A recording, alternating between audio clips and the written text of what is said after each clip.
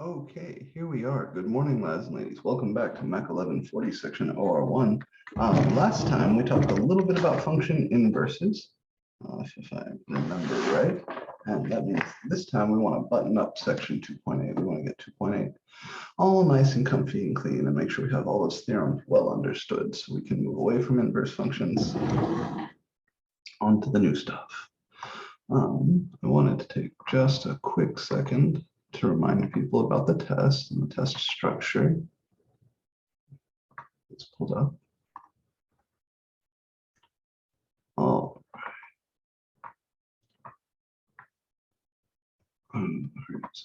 Okay, here we go. So remember that your exam, our first exam, is going to be on September 27th. That's next Monday at 8 a.m. And that covers all the material from 1.1, right? The preliminaries chapter 1, up through 2.8, the end of chapter 2, which is what we're going to finish talking about today. I have posted some material to the modules for those who want extra practice. Remember, the chapter 2 review from the textbook has been scanned and is in here. If you want to work those problems for extra practice, I invite you to do so. Things that you must do are here in WebAssign. I think the only new things are the quiz and homework 8, which is the homework on section 2.8. What else do we want to do? Let me come over to the document. You can start this formally. We got Kitty sworn in.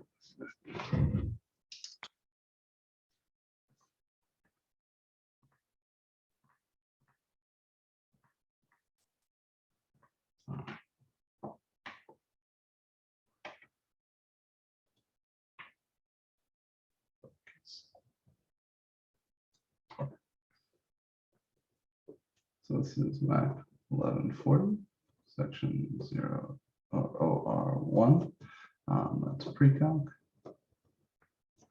And this is 9/22/21, 22nd of September. Today, I'm going to finish section 2.8.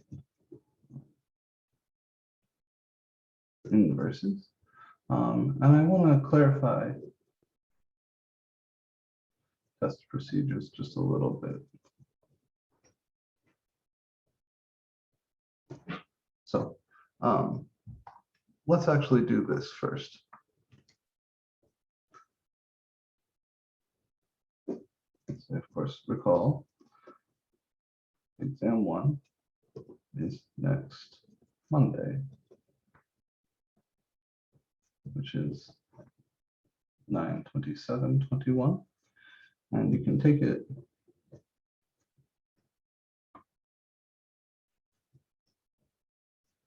two ways.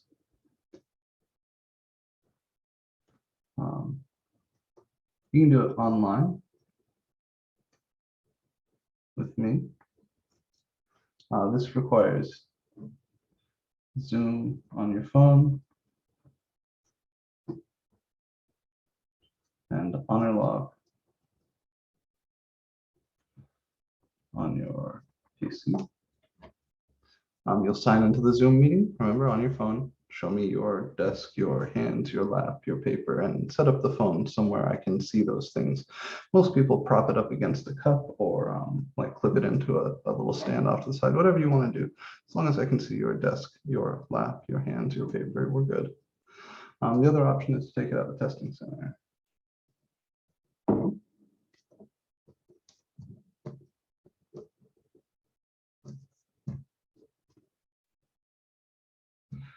In building and on the Northwest campus. So anybody who has emailed me already saying they want to take it at the testing center rather than online, I've made the reservations. I will continue making those reservations if you would like to take the test at the testing center rather than online going through this stuff. You just need to send me a Canvas message letting me know. I did get an email back from the testing center people yesterday kind of complaining about, about the number of students I'm sending over there over the next week or so. And I'm gonna work with them to make sure everything goes smooth. But so far, so good. No matter how you take it,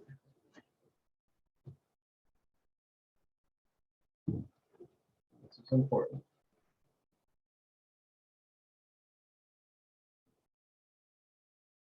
No matter where you take the test, you must remember to scan and submit your written work for the free response problems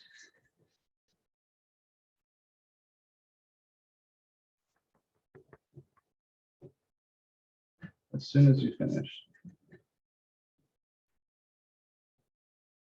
As soon as you submit the test.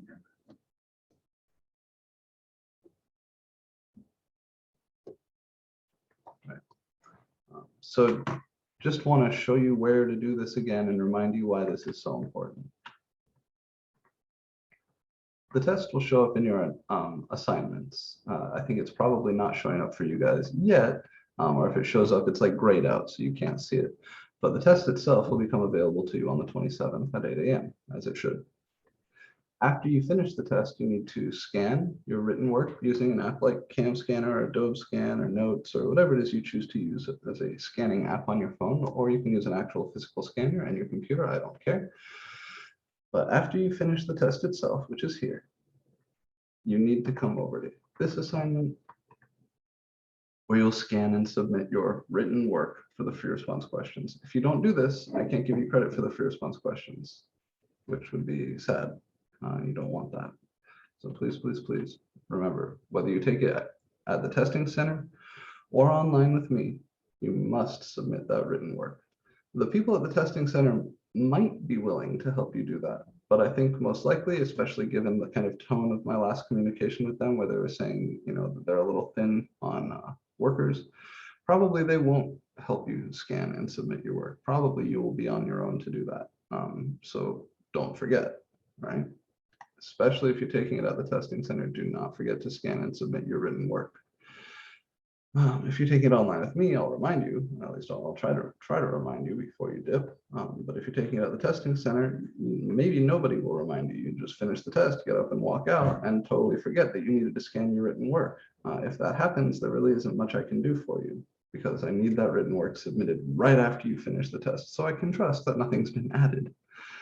So please remember, as soon as you finish the test, regardless of where you're doing it, with me, online, or at the testing center on Northwest Campus, you must scan and submit your written work for the free response. Is there a scanner we can use at the testing center?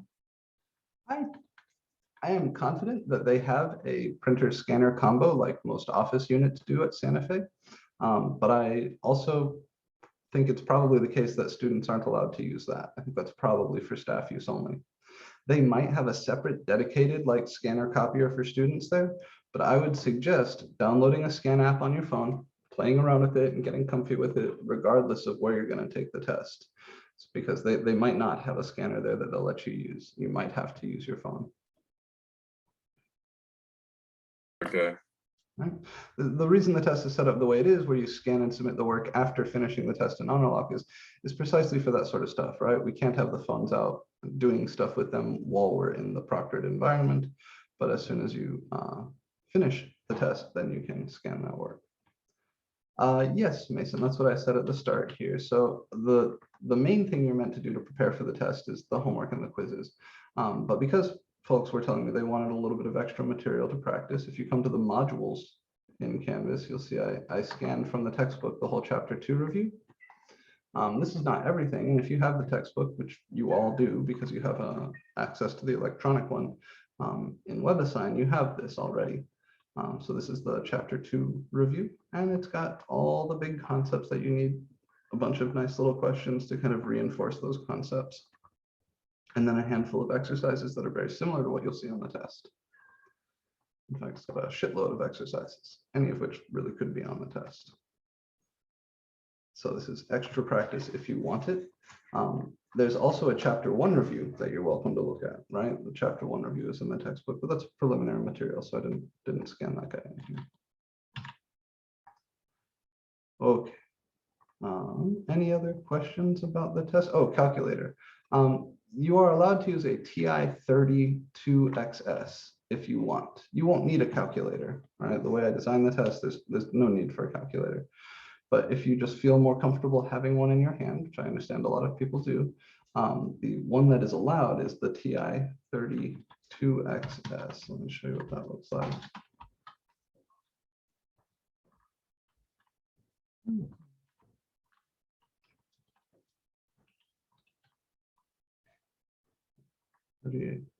Well, that was it. TI-32XS. This was it. 30X2S. Yeah, this is the thing. Right, so this is the calculator allowed to use if you want one, but you won't need one. They're cheap. You see, you can snag them at Walmart for about that same price. But no other calculators are allowed. Definitely no graphing calculators. That TI-30X2S or whatever, that's the only calculator you're allowed to use. It's the only approved calculator. No problem. All right. Any other questions about test procedure stuff?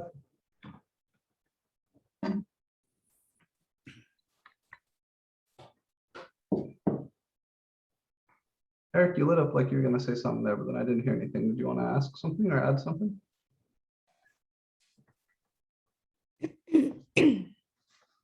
So Professor JP, I use like coloring pencils and like my own graphing paper. Can I use that on the test too? Sure. Yep. Okay. As long as the paper, make sure the paper is blank, right? No, obviously no notes or other homework problems on it or anything, but yeah, as long as the paper you're bringing in is blank, you're welcome to use whatever paper you want, and colored pencils are fine if you like them. Okay, thank you.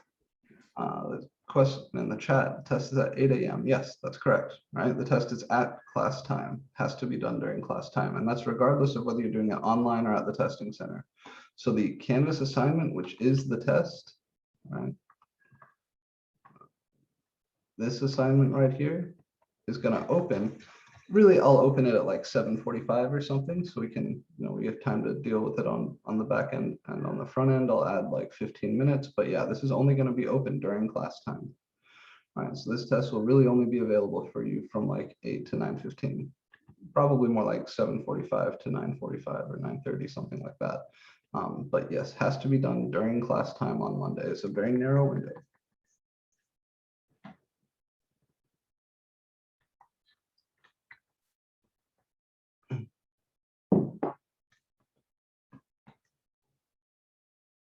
Any other questions about this?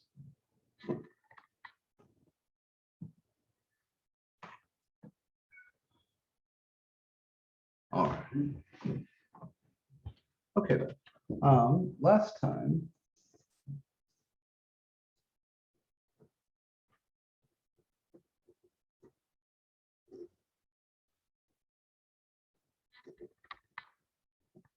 we met the concept of an inverse function.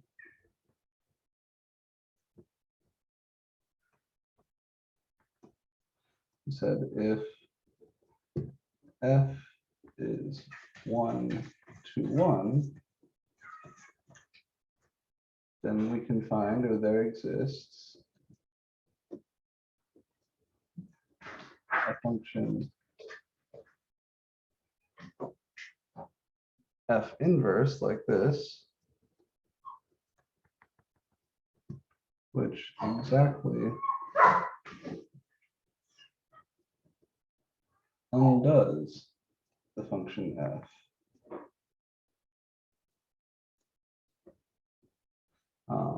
In the sense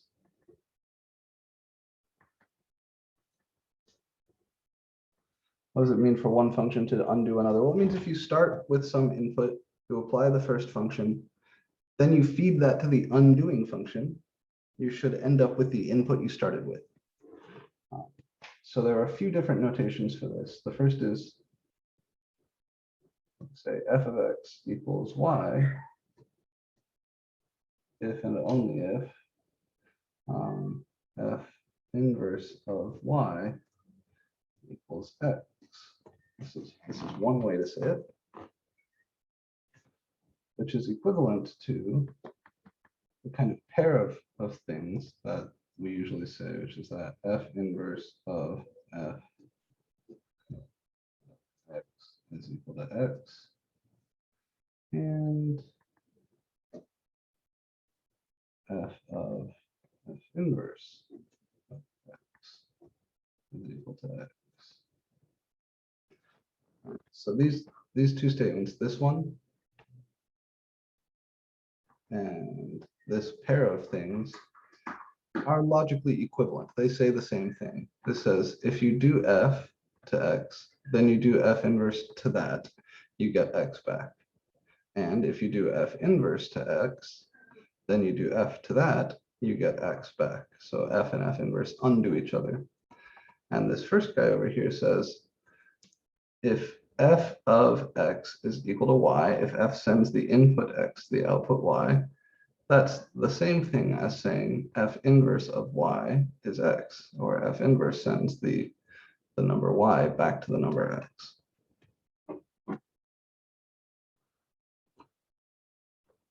We saw how to tell if a function is one-to-one. That's the horizontal line test. And I gave you a procedure for finding inverse functions, right? We gave you that 5-step procedure.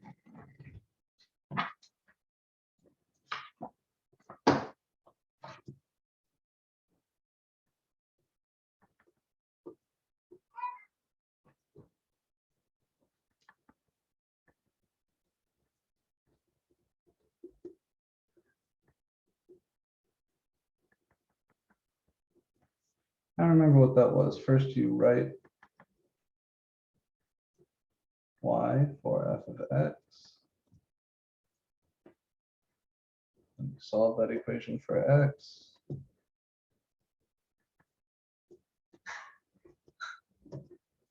Then you consider any domain restrictions you take into account.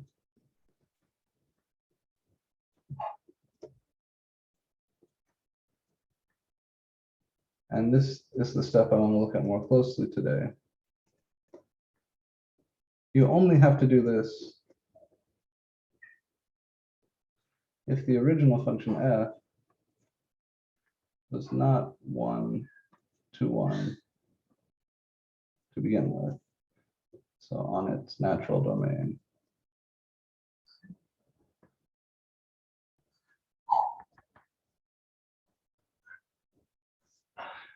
Then you've solved for x, you've dealt with any of these domain issues, then you can swap x and y. And then finally, y is f inverse of x at the end of this. So I think the examples we saw last time, I started with functions which were one-to-one. Today, I want to talk about how to handle this if the original function is not one-to-one. Turns out you can take functions that aren't one-to-one and make them one-to-one by playing around with their domains. So we haven't seen anything where we actually have to do something with this step 3, right? And even if you're not writing this down again, I think maybe I don't know if I had this like appended onto number 3 there, but you might want to append this onto number 3. So if you're not writing this down fresh, this 5-step procedure, just make sure you go back in your notes from let's say Wednesday, right? Yeah, make sure you go back in your notes from Monday and append this onto number 3. So as you're working the problems, you can remind yourself. All right, so for my first trick today, I'd like to find f inverse where f of x is something like, how about x plus 3 squared minus 1. Let's do minus 4. Now I'll do minus 1. That's We'll do it like this. All right. And the challenge here, since you know this is the graph of the graph of this is going to be shaped like a parabola, we know it's not going to be a one-to-one function. But we'll walk through that all. Just really quick though, I want to let my cats inside so they don't tear up the paint on the door. Where's the narrative? Come on, kids. Come on, Mama. That's right, you too. I know you guys are grumpy. You're gonna be okay. I'll keep you in just a second. All right, you good.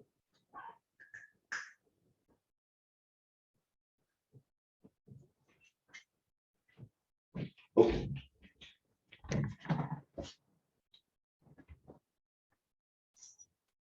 So we want to run through this 5-step process to find the inverse function for this guy. And the thing we need to do before we even dig in is to take a look and see if this is one-to-one. So kind of step 0, if you like, would be to check if the function is one-to-one.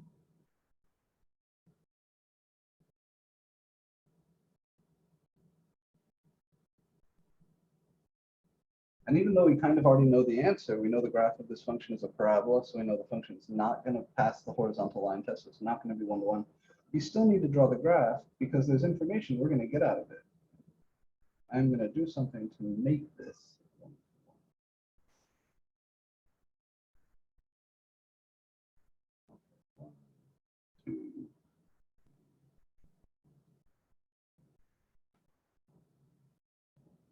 How do I graph this function?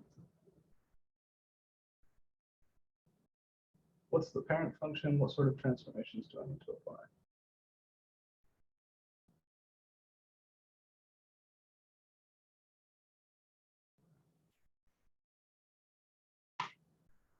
I know it's early. Help me out, guys. What's the parent function and what are the transformations? The transformations are left 3 and then down 1. Good.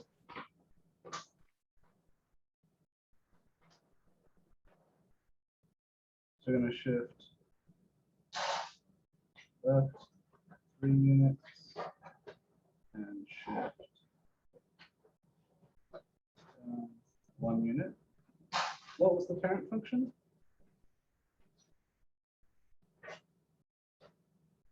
What thing am I? X squared. Yeah, good. So we know we're starting with this guy, and we want to shift him to the left 1, 2, 3, and down by 1. So that's going to move his vertex over here. Oops, sorry. Vertex, this is -3, so then we got to come down 1. This is going to be his vertex right here.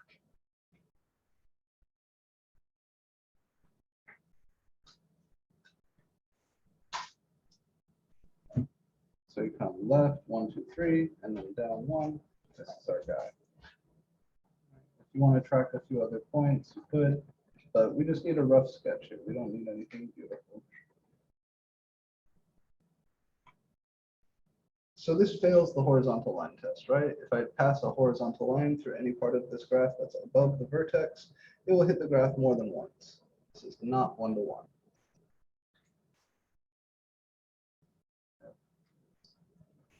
Not one. On its natural domain. When I say natural domain, what I mean is the regular domain. What is the domain of this function? It's -∞ to infinity.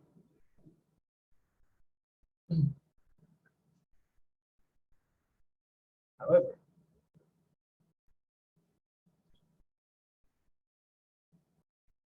if I could just throw away half of this parabola, like the half that I'm covering up right now, if I just threw that away, what's left over does pass the horizontal line test, right?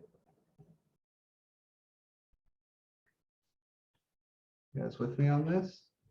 If I threw away either half of this parabola, I could throw away that half or this half. What's left over is one-to-one. And it still is a function that satisfies this equation. It just has a smaller domain. So, however, if I restrict the domain. We have two choices here. We could go from negative infinity up to 3, and that would hold on to this piece and throw this piece away. Or I could hold on to negative 3 to infinity, and that would keep this piece and throw this piece away. I'll do the second one. If I restrict the domain to the set negative 3 to infinity, then I'm looking at just keeping this part of the function, because I'm looking at keeping just this part of the domain.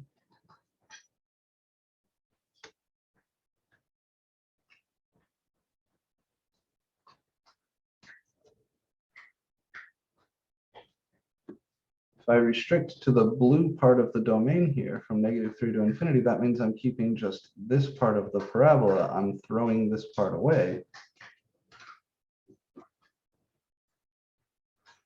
That new function is 1-to-1.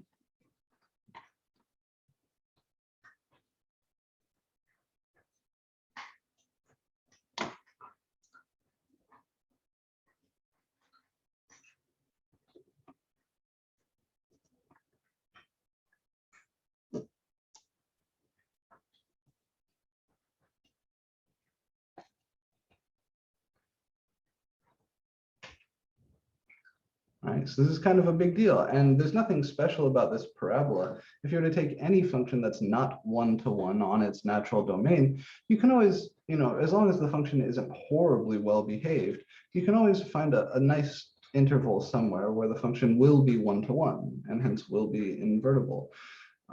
Who's taking trigonometry right now? Anybody taking trig? I am. Yes. Yeah, I imagine quite a few folks, right? It's pretty normal to take these two classes simultaneously. When you talk about inverse trig functions, if you haven't yet, they're going to be very important. You guys have probably seen the graphs of like cosine and the graph of sine and the graph of tangent, right? All of those functions are periodic. Periodic meaning they repeat themselves. If you repeat yourself, you can't possibly be a 1-to-1 function. It's worse than that. In fact, these are infinity to 1 functions. Like this is a 2-to-1 function because for each output here, there are 2 inputs that get sent to that, right? 2 x values that go to the y value. Your trig functions are infinity to 1 functions, and you are going to need to invert them. Inverse trig functions are hugely important, not just in geometry, but in calculus as well. And for each of those, you will have to restrict the domain. You have to restrict it pretty seriously. Here, we're just able to keep half of the thing, right? If I throw away this half, keep this half, then that new thing is 1-to-1. For your trig functions, you're gonna have to like chop down to a pretty small interval. So before I move on, are there any questions about what I mean by restricting the domain? Or what it means to say this function becomes 1-to-1, kind of what the graph of the new function is that we're playing with, anything like that?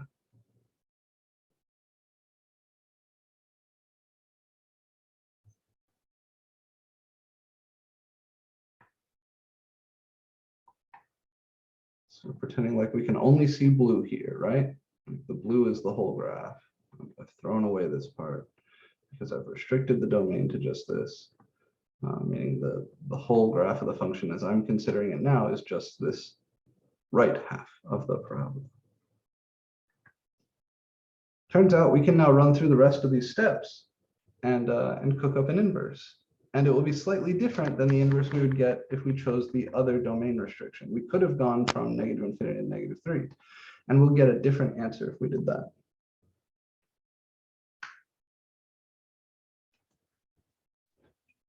So let's try it. Step 1, write y for f of x.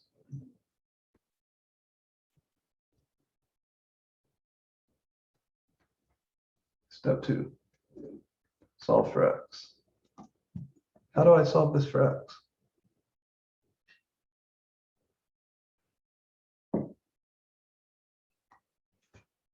What's my first step in solving this expression for x? Add 1 to both sides. Very good. So that'll give me y plus 1 equals parentheses x plus 3 all squared. Okay, what's my next step?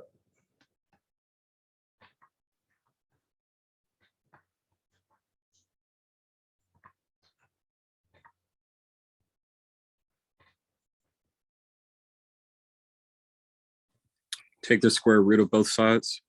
Good.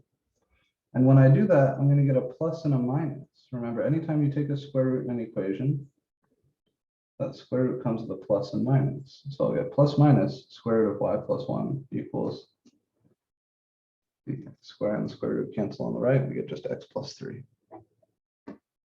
Okay, and finally.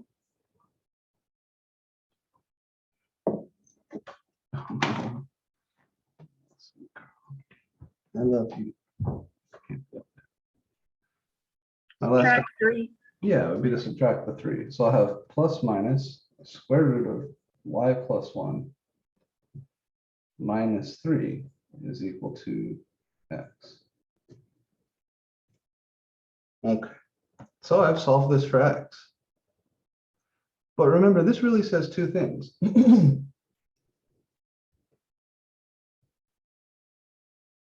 So either x is equal to square root of y plus 1 minus 3, or x is equal to the negative square root of y plus 1 minus 3. Which one do I go with? Well, that's where step 3 comes in.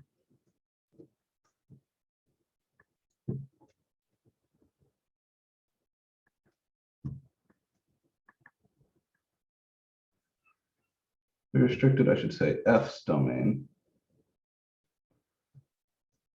to the interval -3 to infinity, i.e. x is greater than or equal to -3. And both of these are expressions for x, right? This is x equals some shit.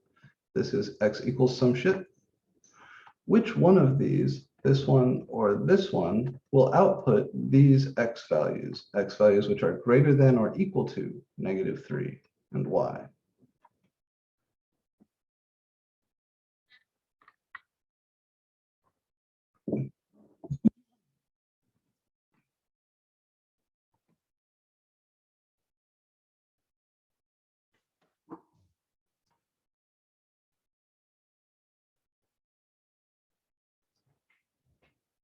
Let's look at this piece first. This guy says x is equal to the negative square root of y plus 1 minus 3.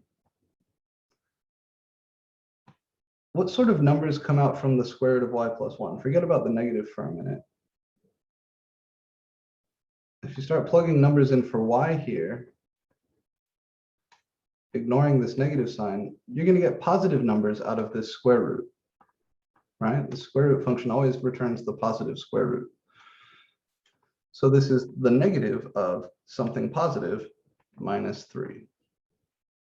In fact, the outputs from this piece on its own are going from 0 to infinity. If you plug in y equals -1, this is 0. If you plug in y equals 3, this is 2. If you plug in y equals 0, this is 1. If you plug in y equals 8, this is 3. So this piece right here outputs all the numbers from 0 to infinity. If you take that and make it negative, now you're outputting all the numbers from -infinity to 0. So this piece outputs stuff from -infinity to 0. And if you subtract 3 from that stuff, then you're looking at stuff from -infinity to -3. So the x values discussed here, the x values that could come out of this are exactly those from -infinity to -3. Let's make a note of this. Did find my cyan pen. Yes. So this guy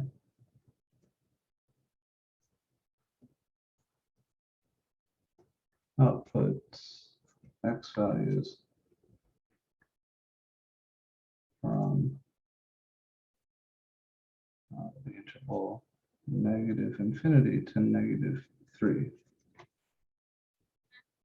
And if we play the same game thinking about this guy, again, the square root outputs everything from 0 to infinity, right? When y is -1, this outputs 0. When y is 0, this outputs 1. When y is 3, this outputs 4. When y is 8, this outputs 3.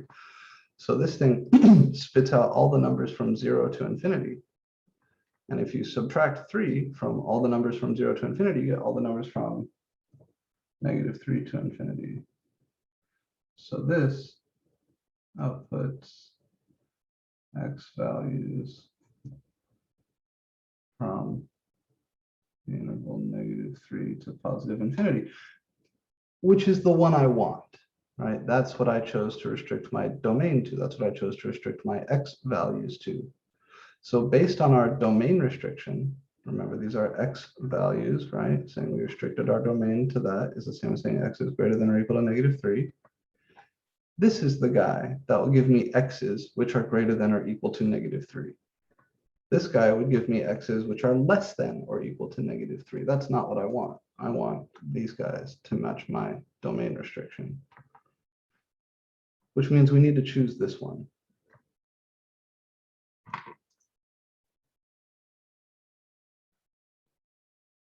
Hence, between the plus or the minus,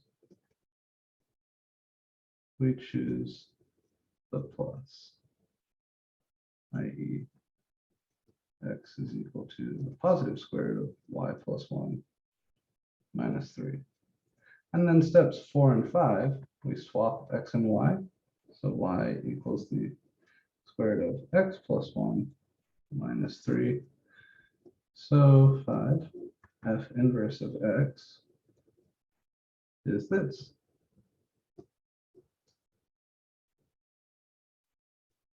And that is our final answer. So we did it. We just inverted a function that isn't one-to-one. Kind of. What we did is we changed the function to make it one-to-one by throwing away part of it. And then I inverted that one-to-one piece.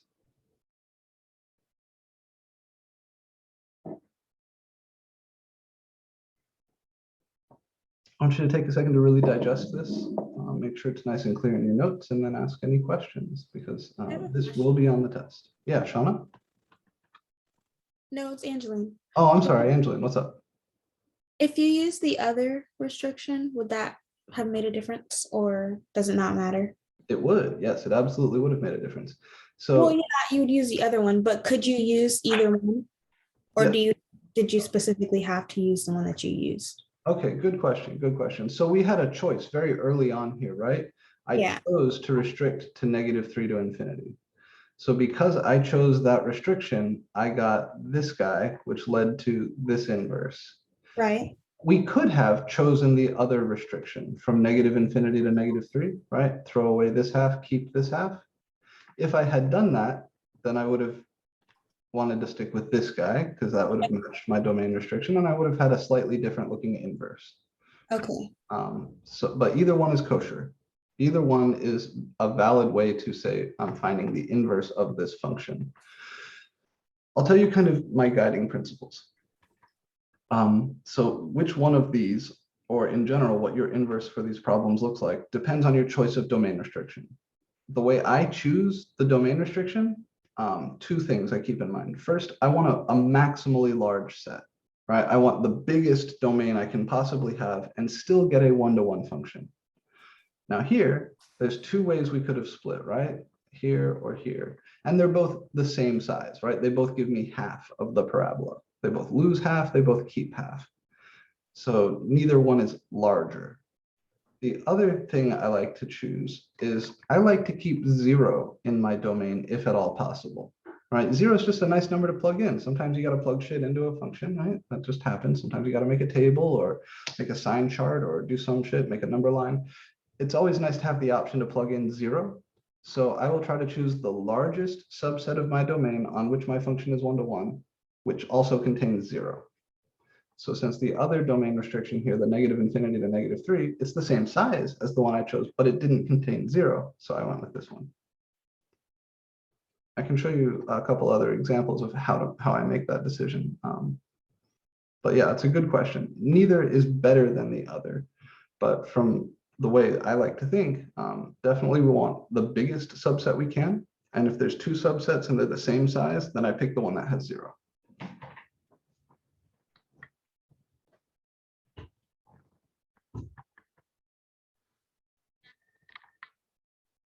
Either would be valid, neither would be incorrect. As long as the guy you choose here matches the domain restriction you choose here. It's a good question. Other questions on this?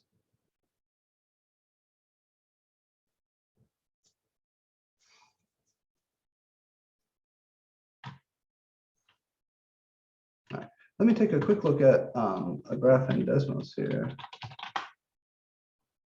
We can talk about domain restrictions for a minute. And well, just for fun, my trig people, here's a function. If you're not taking or haven't taken trigonometry, just forget what I put over here. Don't worry about that. We're just looking at the graph anyway. I want to make this function 1-to-1. I want to restrict its domain. So you could say, okay, this piece is 1-to-1, but as soon as I come over this hill, I get into trouble, right? Because I would fail the horizontal line test here. So I can't include anything that's on both sides of this hill. And over here, same sort of thing, doing good, doing good. This is 1-to-1, but as soon as I go over this, I'm in trouble. This piece fails the horizontal line test. So one possible domain restriction here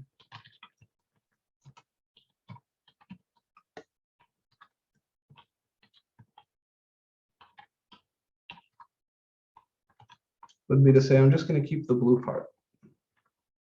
This blue part is 1-to-1, and it's as big as it can be. If I let it go past this at all, it wouldn't be 1-to-1 anymore.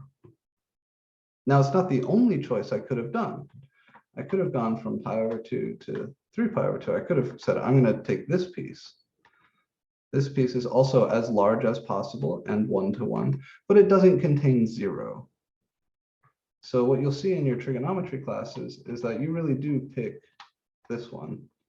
And you do the analogous thing for all the trig functions. You restrict their domain to the largest possible interval containing 0 on which that function is 1-to-1. For sine, it's -pi/2 to pi/2. For tangent, it's also -pi/2 to pi/2, but you don't include the endpoints. Cosine, secant, it's a little different.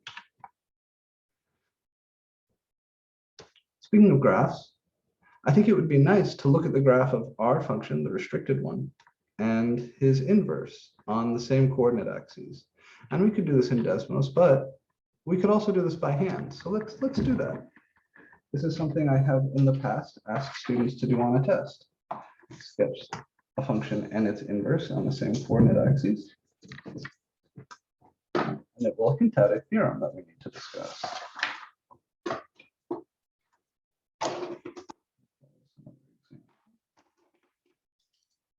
I know what the things are.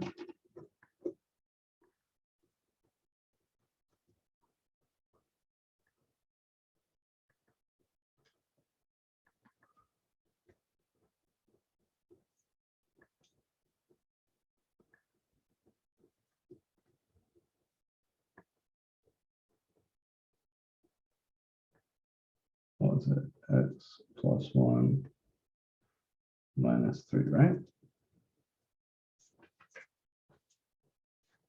Yeah. On the same coordinate axes.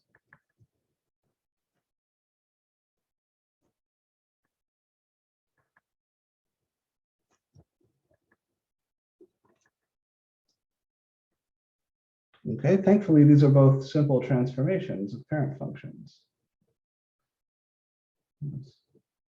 Coordinate axes.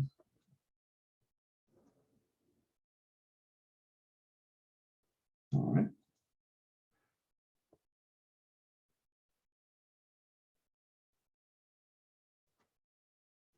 We know that F, the original guy, I had him in blue on the last one. Now.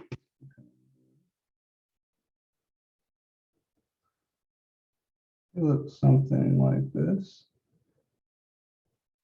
Doesn't have to be a work of art, but this is the function that we were inverting.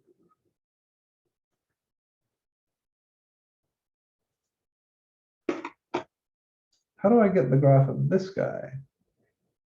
What is his parent function and what transformations do I need to graph him?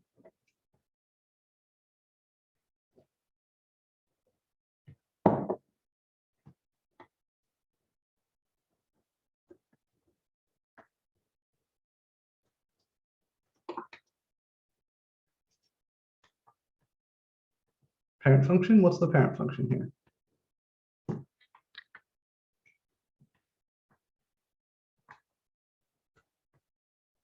Square root of x. Yeah, very good, the square root of x. And what sort of transformations do we need to apply?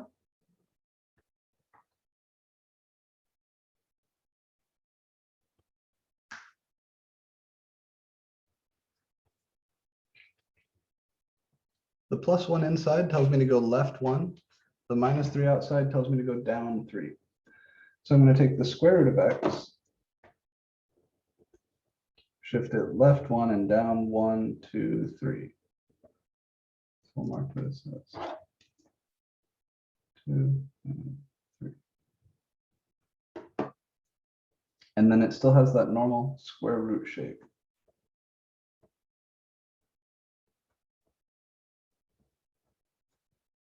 Looks like this.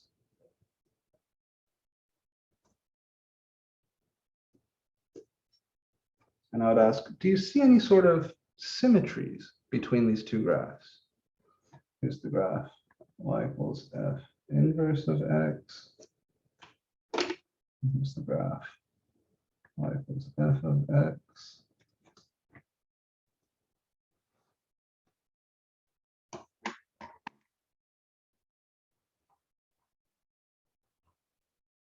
They kind of have the same sort of shape, right? This guy has kind of the same basic shape as this guy, but he's been reflected.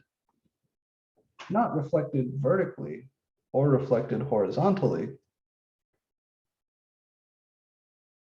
but looks like they're symmetric about this line. Anyone want to hazard a guess as to what that black dotted line of symmetry I just drew in is?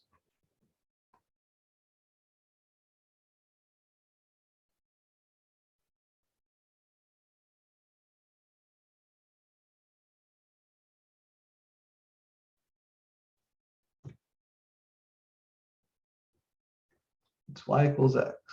Right? It's a line through the origin with slope 1. One way to see this is to think about the points that are on this graph. So for example, -2, 0 is over here. 0, -2 is over here. This point right here is -3, -1. This point right here is -1, -3. If we go looking for another point, let's see, -2, 0. Okay, we already said that one. What about -1? That would be 4 minus 1 is 3. So we've got -1, 3. And over here, we're going to have 3, -1.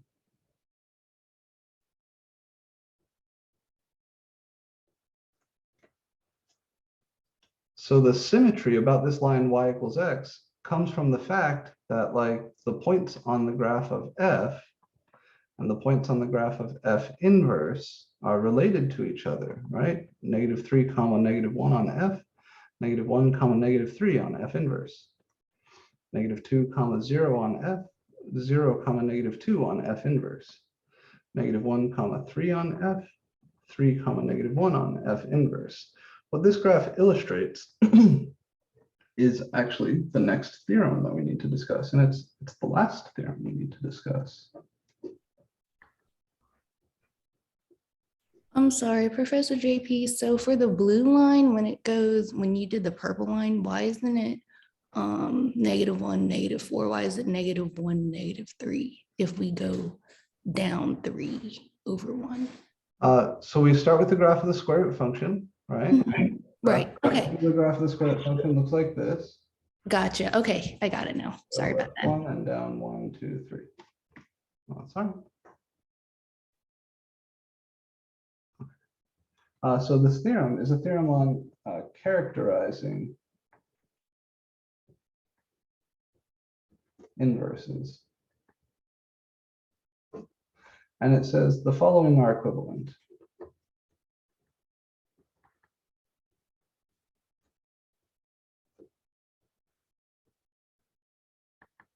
So theorems that have this kind of feel are actually pretty common in the area of math that I work in, analysis.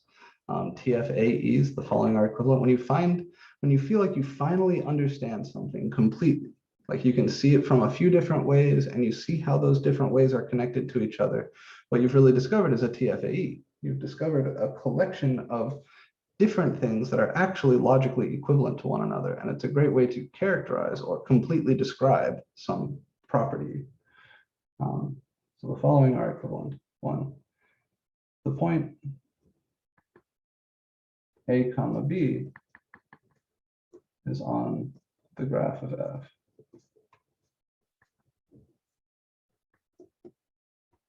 All right, I'll write it as F of X even.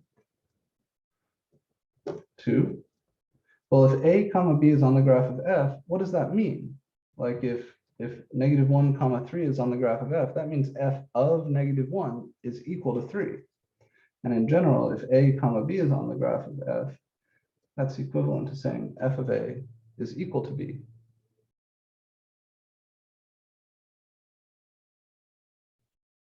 And then by our definition of inverse function, this is equivalent to saying F inverse of B is equal to A, right? If F of A is B, then F sends the input A to the output B. So the undoing function has to send that output B back to the original input A. But now that, by precisely the same logic as 1 to 2, is equivalent to saying the point B comma A is on the graph, not of F, but of F inverse of X. So this is a way to kind of graphically or geometrically characterize inverse functions. And the big take home is that 1 is equivalent to 4. So if you have a 1-to-1 function F and A comma B is on that graph, then the point B comma A is going to be on the graph of its inverse. In other words, to take a point that's on the graph of the original and get a point that's on the graph of the inverse, you just flip the ordered pair. So -1 comma 3, 3 comma -1, -2 comma 0, 0 comma -2, -3, -1, -1, -3. If I told you pi comma 7 is on the graph of F, you would know immediately that 7 comma pi is on the graph of F inverse. And we can use this to sketch the graph of the inverse from the graph of the original, even if you have no idea what the functions are.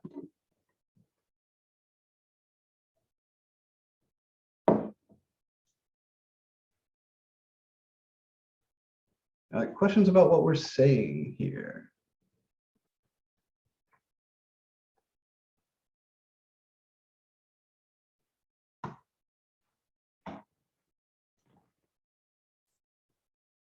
So I'll add a little note.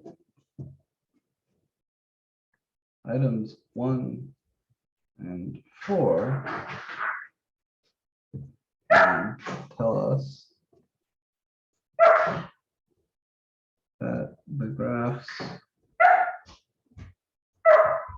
of F and F inverse, if you take a bunch of points that have this symmetry, A comma B and B comma A, and think about them on their own, let me just show you some examples like -5 comma 4 and 4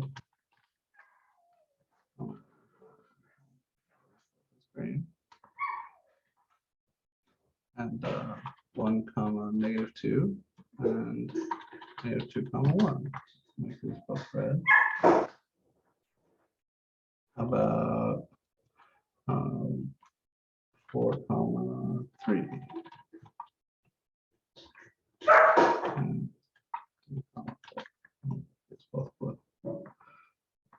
So if you look at these colored pairs, you'll see that each colored pair is symmetric about the line y equals x.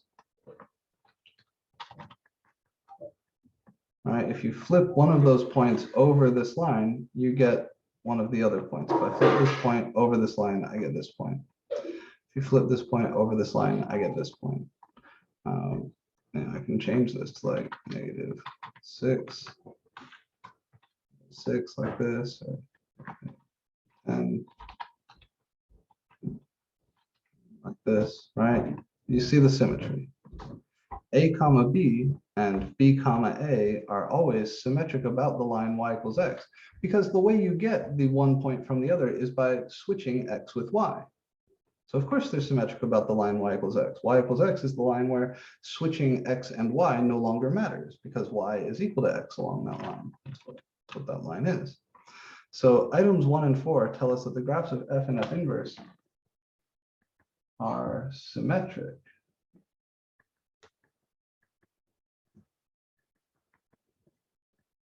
about the line y equals x, which is what's demonstrated in the picture above.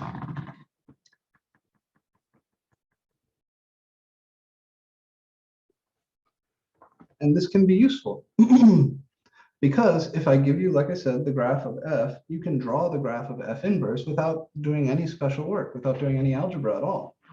All you need are a few points on the graph of the original to get a few points on the graph of the inverse. Let me show you what I mean.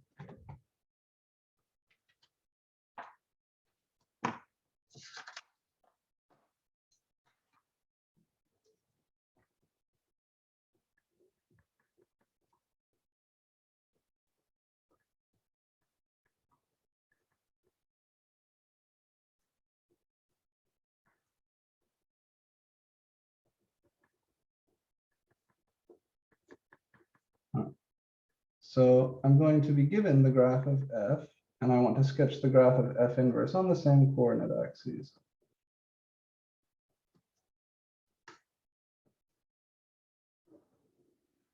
And just to make things challenging, I'm going to use a function here that we don't know, a function we've never talked about.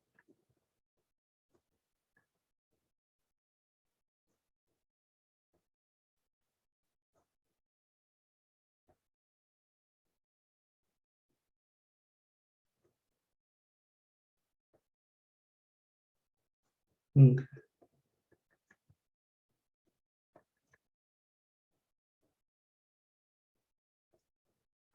So this right here is 2 comma 4.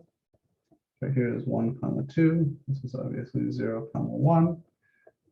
Right here, but -1 comma 1/2. Here, but -2 comma 1/4. And here's the whole graph of the original function.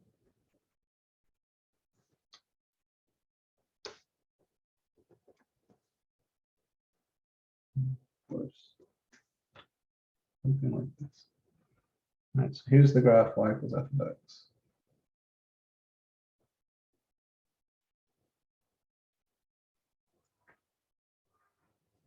And I'd like to use this to sketch the graph of f inverse. And no, I'm not going to find f inverse algebraically. I don't even know what f is algebraically. But I know how to get points on the graph of the inverse function from points on the graph of the original. If 2 comma 4 is on the graph of the original, then 4 comma 2 is on the graph of the inverse. So, okay, 1, 2, 3, 4, 1, 2, 4 comma 2 is right there.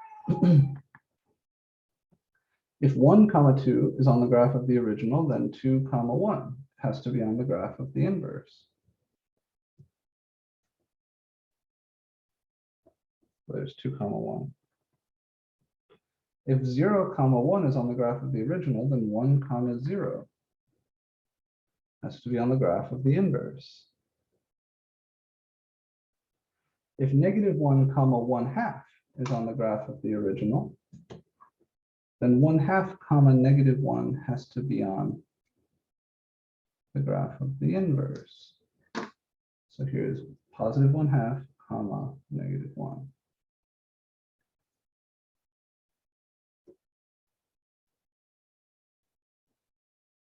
And similarly, 1/4 comma -2. Because 2 comma -1/4 is on the graph of the original. And thinking about that symmetry, you see the whole curve has to look like this.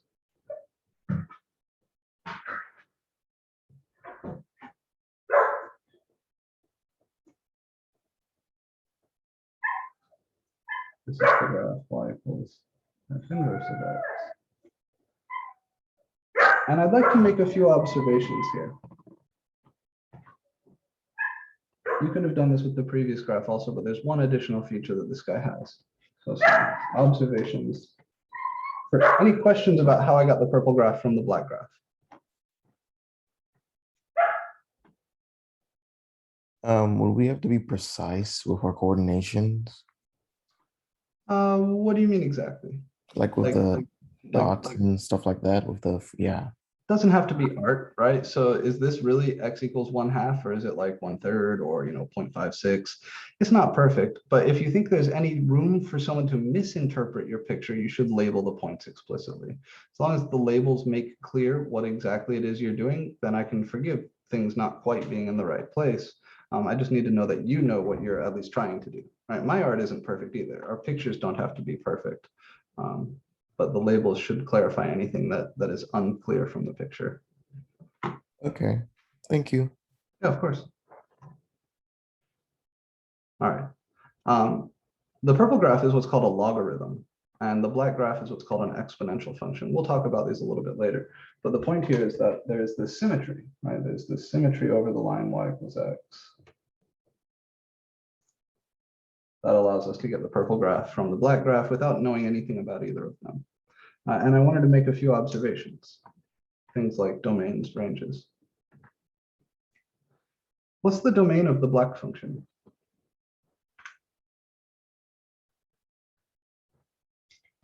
Negative infinity to positive infinity. Yeah, so the domain of the original, it's all real numbers.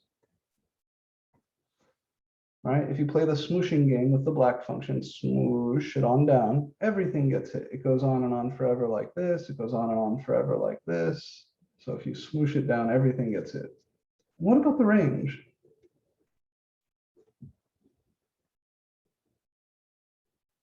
What if I smoosh the black graph onto the y-axis? Who gets hit then?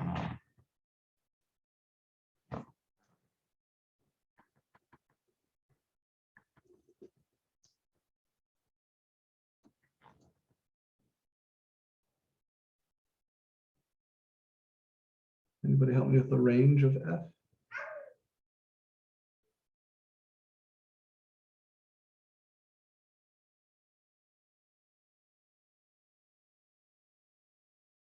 What sort of y values do we have on the black curve?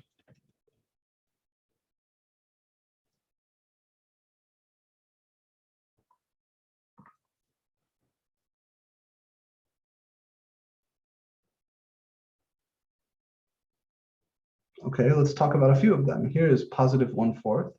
That's in the range because here's a point who has that y value.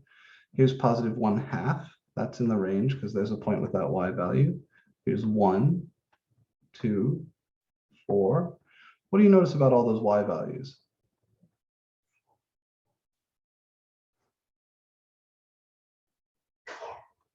One-fourth, 1/2, 1, 2, 4.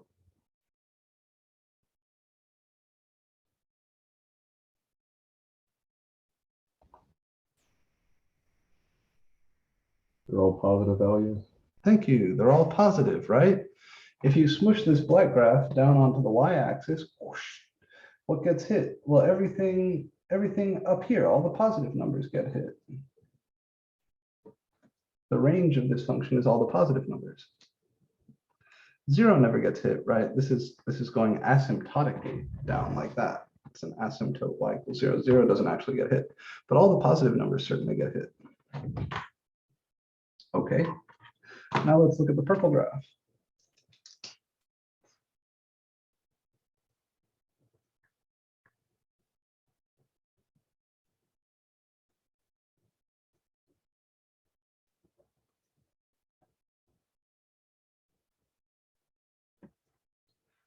Looking at the purple function, what is his domain?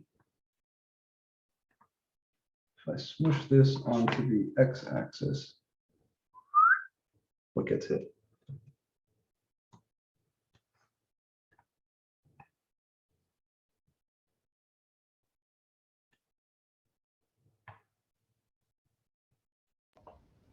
Zero to infinity?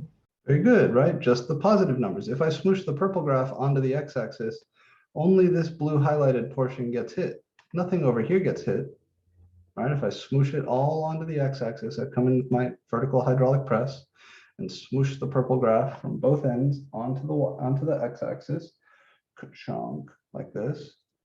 The x interval that gets hit is this, which is 0 to infinity. And of course that makes sense because all of the x values on this graph are y values on this graph. So the domain of f inverse is the same as the range of f. And what about the range of f inverse? What sort of y values are on the purple graph?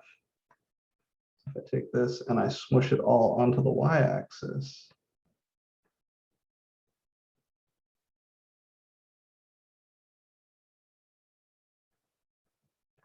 all of these y values, -2, -1, 0, 1, 2, that's the same as all the x values on the original. Negative infinity to infinity. Yeah.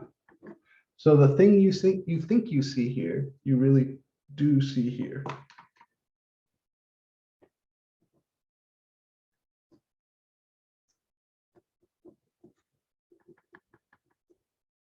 The domain of f is the same as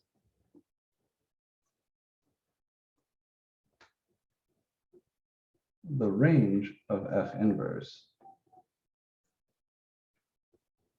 And the range of f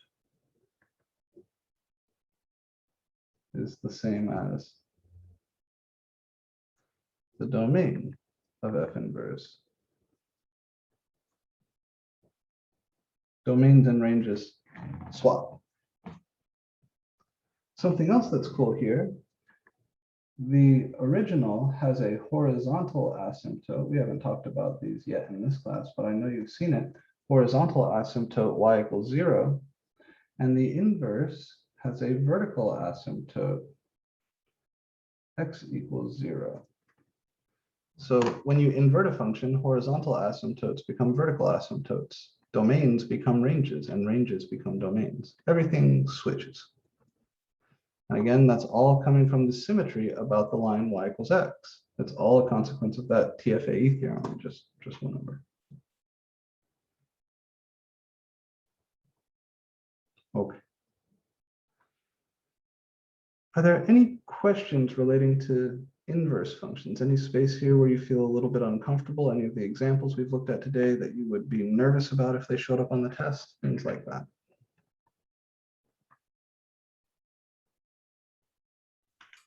Did you say there was going to be one of these questions on the exam? Certainly there could be. I have put this exact question on the test before. Or not this exact question, but a very similar one.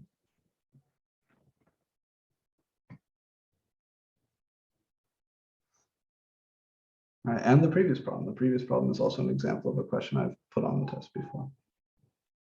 So anything here, just pretend like these questions did show up on the test. What would you want to know? What would you really want to ask during the test if you had to do one of these questions? Now is the time for those.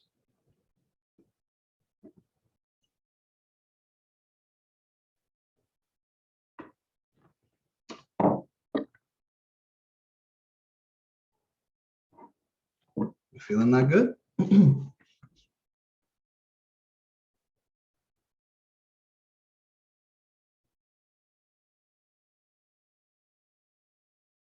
All right, well, that's excellent news. I'm glad that you guys are feeling that confident. There's about 5 minutes left in the class time, but if you guys don't have any questions for me, I don't have any problem letting you go. We have finished section 2.8 now. This is everything we need to know about inverses. Please remember to get into WebAssign and work these homework sets and quizzes sooner rather than later. You want to to make sure that you're not putting off studying for the test. And the absolute minimum you need to do to study for the test is to work and understand the homework problems. So there's lots of questions in here about, is this function one-to-one? Does it have an inverse? Is the inverse the same as the reciprocal? Points on the graph, right? If 9, 5 is on the graph, what's on the graph of F inverse? All of that sort of stuff that we've talked about. And then, you know, computing inverses, figuring out whether things are inverses of each other, all of that stuff. But that's really it. This is what I'm holding you responsible for. I think the hardest things here are restricting the domain and knowing how to handle that domain restriction in the process of finding your inverse. So if you do get stuck on any of those things, you can post about it in the Discord. You can come see me in office hours. I have an office hour today from 1 to 2 p.m. You can send me a Canvas message. I'm a little bit behind on my Canvas messages and emails right now, just because I'm getting swamped. I'm getting like 50, 60 of them a day. But I promise if you've sent me something, I'll be getting back to you very soon.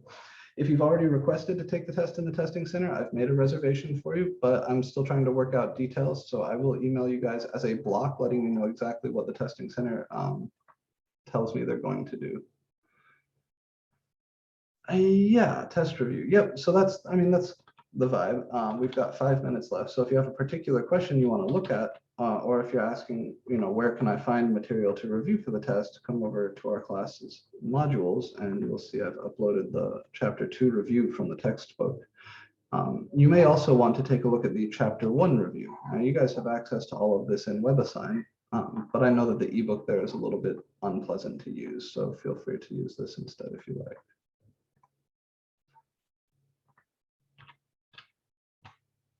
All right, maybe I can, if we're wanting a review type question, I could ask you just one.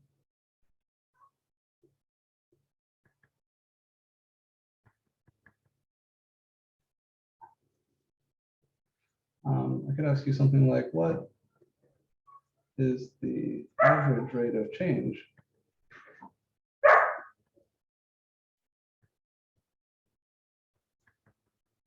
for f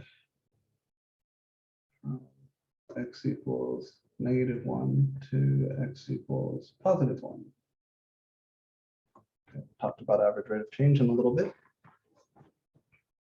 So it would be the expression I need to start with here.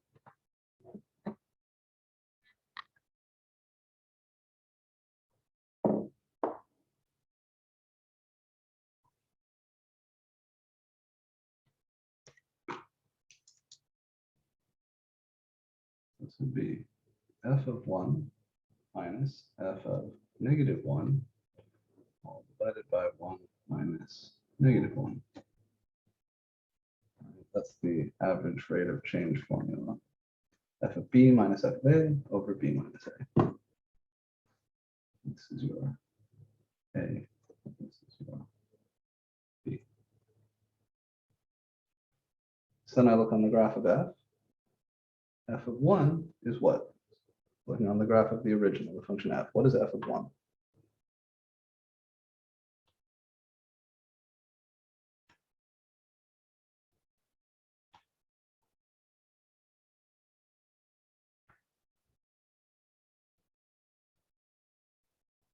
Anybody? 2. Yeah, f of 1 is 2, because 1, 2 is on the graph. What's f of -1?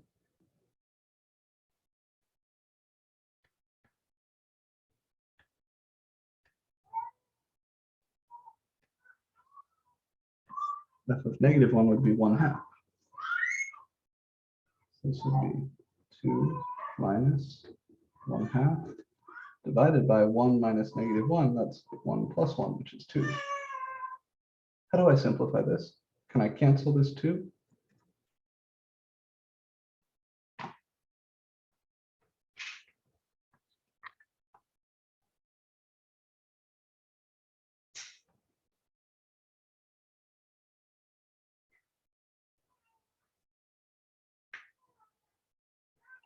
No, I cannot cancel this 2 because I cannot factor a 2 out from the top, right? You have to factor a 2 out from the top, and this 1/2 doesn't have a factor of 2.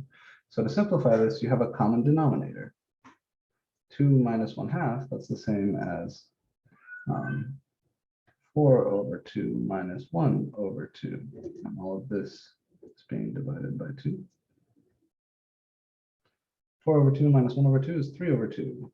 This is 3/2 divided by 2, which is 3/2 times 1/2, or 3/4. So the average rate of change for that function from -1 to +1 would be 3/4.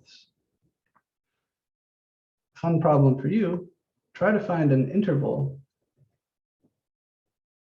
Try to connect this to the average rate of change for F inverse on some interval.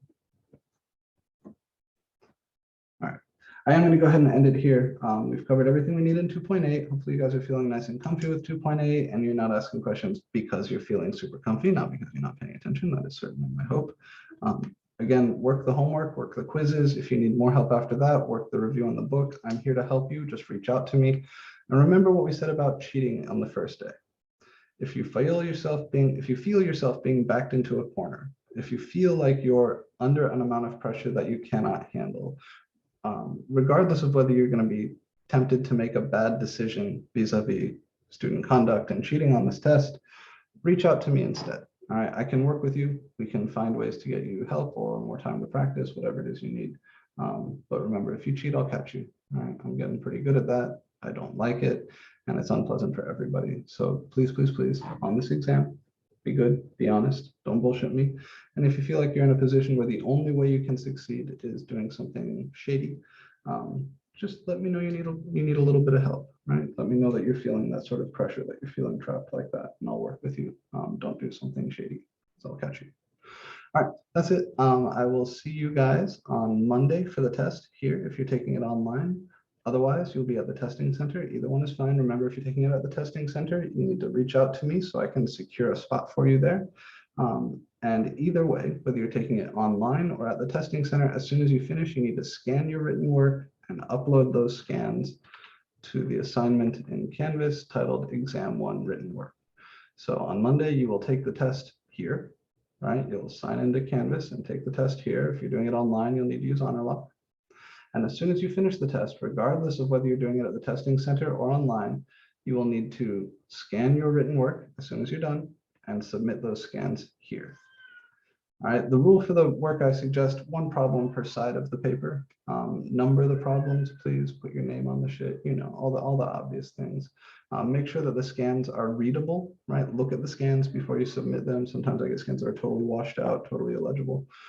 So, you know, I'll be using that to grade your free response questions, which is the bulk of the points for the test. So you want me to be able to read it, trust me.